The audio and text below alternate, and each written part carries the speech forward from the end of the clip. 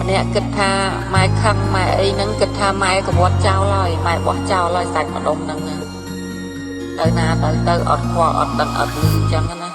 សំពែបាតជើងលានាមានគុណដែលចេញមកឆ្ងាយទីក្រុងអួបសុទ្ធតែភ្លើងពណ៌ឲ្យខ្ញុំខ្វល់ខ្វាយនៅទីក្រុងខ្ញុំគ្មានចំណូលតែជីវិតត្រូវការចំណាយមេឃរៀងក្តៅតែចិត្តខ្ញុំខលបេះដូងខ្ញុំខ្ទេចខ្ទីអស់ហើយ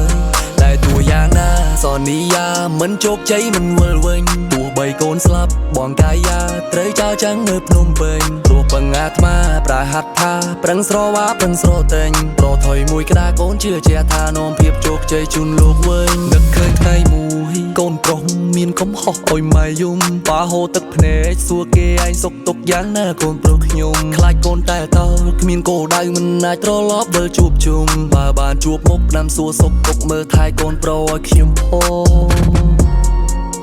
ទីណែខ្ញុំដល់ផ្ទះវិញហើយអញឮចើថាដួលម៉ូតូមកទៅលេបឆ្នាំលេបអីដែរប្រយ័ត្នដើរមួយអើយឲ្យគេផ្សំឆ្នាំទីបីលេបទៅវាបាត់គឺចាប់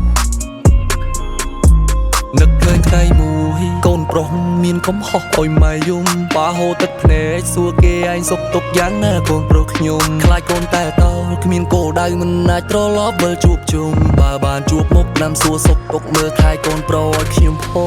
បានលំព្រួយកូនអាចធ្វើបានថែសុខភាពប្រាប់ឲ្យប៉ះចាប់សម្រានវ័យកាន់តែចាស់កុំធ្វើការមិនប្រមាណចាំកូនមិនតិចគ្រួសារយើងនឹងសុខសាន្តផ្ដាំតែអាពៅផ្ដាំតែអាទី2ពេលដែលបងមិននៅជួយមើលថែលោកទាំងពីរកុំដើរលេងពេកជួយសំរំរំលែកកុំឲ្យលោកទឹកភ្នែកដូចបងប្រុសឲ្យទាំងពីរសំពែបាតជើងលានាមានគុណដែលចេញមកឆ្ងាយទីក្រុងអួ